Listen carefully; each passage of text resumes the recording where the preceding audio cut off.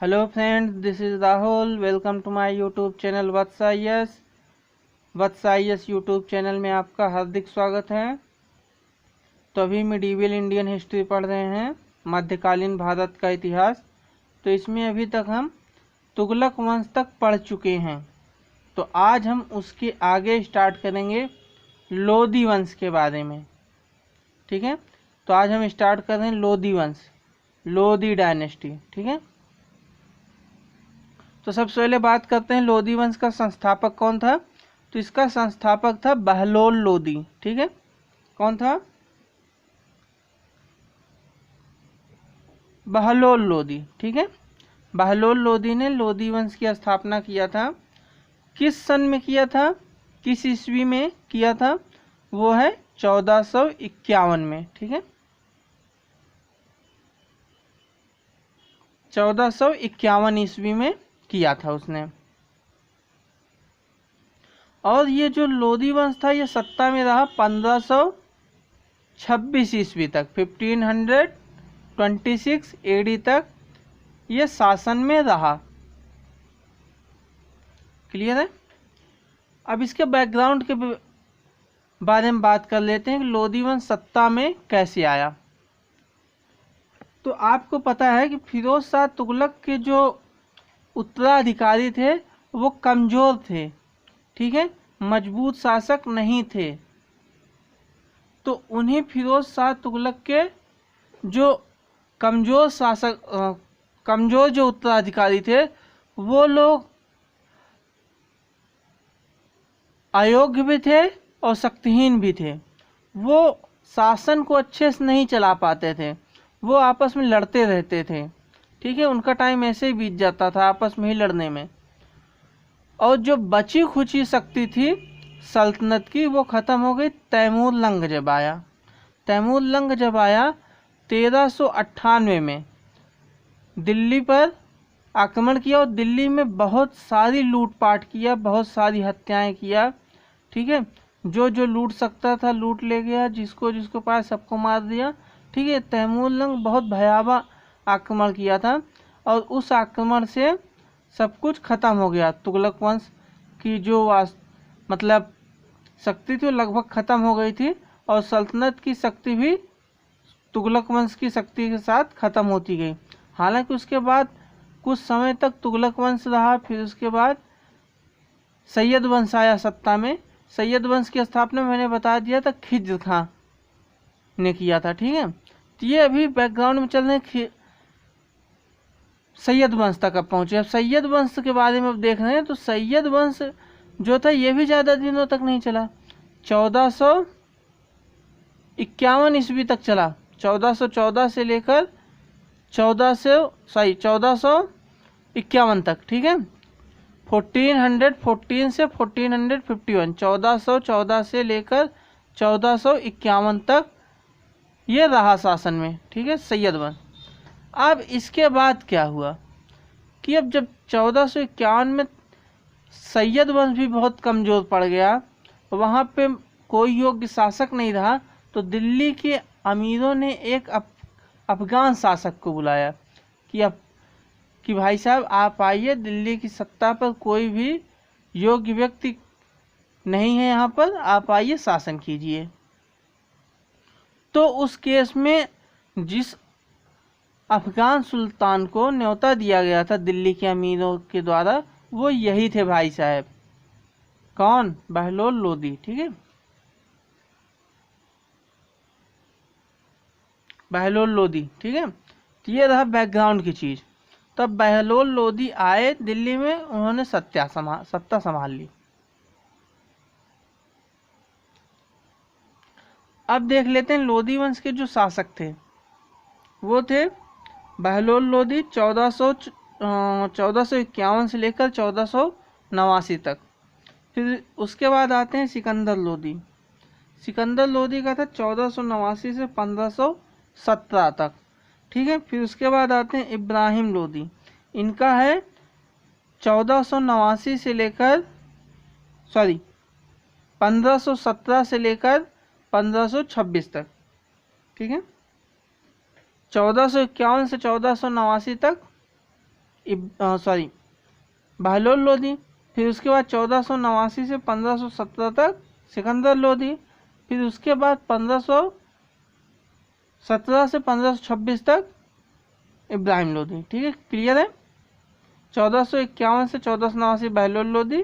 फिर 1489 से 1517 सिकंदर लोदी। 1517 से 26 तक कौन? इब्राहिम लोदी। क्लियर है, एकदम सिंपल है। ठीक है, आगे चलते हैं। क्लियर है इतना?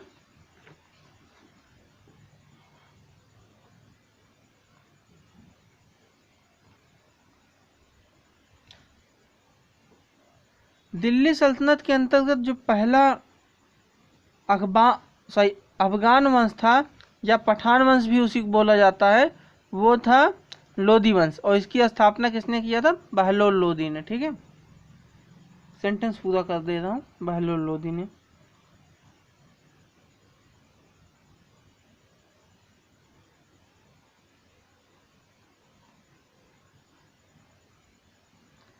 ठीक है, दिल्ली सल्तनत के अंतर्गत पहला अफगान या फिर पठान वंश बहलोल लोदी ने स्थापित किया। ठीक है, मध्यकालीन भारत में प्रथम अफगान राज्य की स्थापना लोदी वंश के द्वारा ही हुई। सिंपल चीजें जो बता दिया। जौनपुर के शासक हुसैन शाह सरकी को हराकर जौनपुर को दिल्ली में मिलाया। किसने? बहलोल लोदी ने।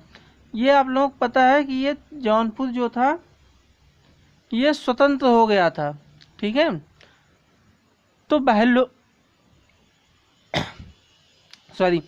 बहलोल लोदी जो था, इसने सल्तनत को संगठित करने का प्रयास किया था कि जो जो राज्य स्वतंत्र हो गए हैं उनको जीतकर फिर से सल्तनत में मिलाया जाए।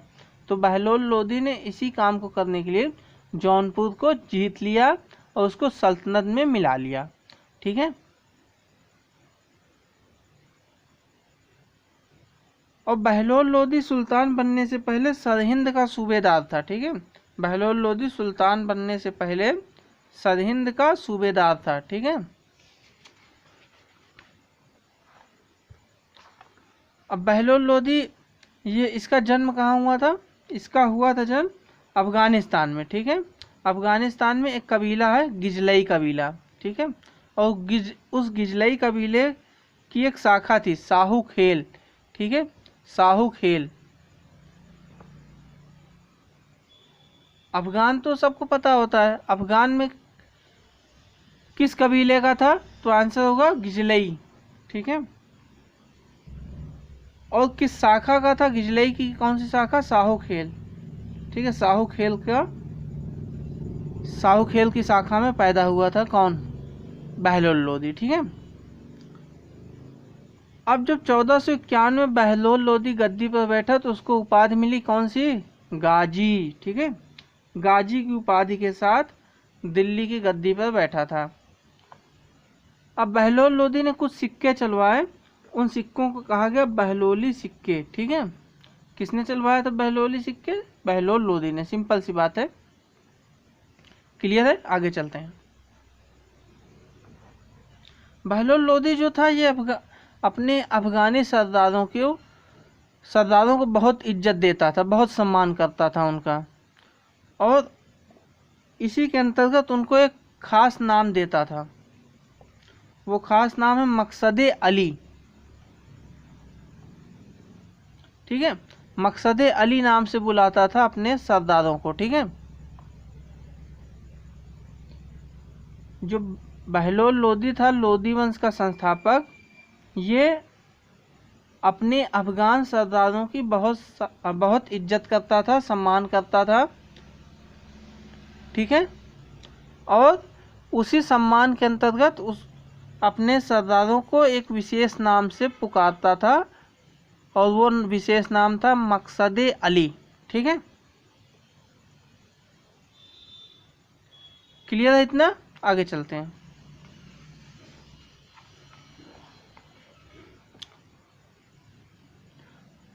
अब बहलोल लोदी के बारे में एक खास बात कही गई कि बहलोल लोदी जो था ये एकदम साधारण व्यक्तित्व का आदमी था। ये कभी सिंहासन पे नहीं बैठता था, एकदम साधारण आदमी की तरह तरह व्यवहार करता था। ठीक है, ये कहा है किसने? अब्दुल्लाह ने। ठीक है, अब्दुल्लाह जो थे ये विद्वान थे, इन्होंने कहा है कि बहलोल लोदी एक साधारण आदमी था और सिंहासन पर कभी बैठता नहीं था। अब्दुल्ला की एक रचना है तारीख दाऊदी। ठीक है, तारीख दाऊदी के लेखक थे अब्दुल्ला। ठीक है, और इन्हीं अब्दुल्ला ने बहलोल लोदी के बारे में कहा है कि बहलोल लोदी साधारण आदमी था और सिंहासन पर बैठता ही नहीं था। बहलोल लोदी के अंतिम अभियान के बारे में बात की जाए तो वो था ग्वालियर के विरुद्ध युद्ध। ठीक है, ग्वालियर के खिलाफ सबसे अंतिम लड़ाई लड़ी थी। उसके बाद जलाली के पास इसकी मृत्यु हो गई 1489 में। ठीक है, बहलोल लोदी की मृत्यु जलाली के पास हुई। ठीक है, किस सन में? 1489 में। ठीक है, इसी 1489 में फिर अगला नया शासक आएगा सिकंदर लोदी।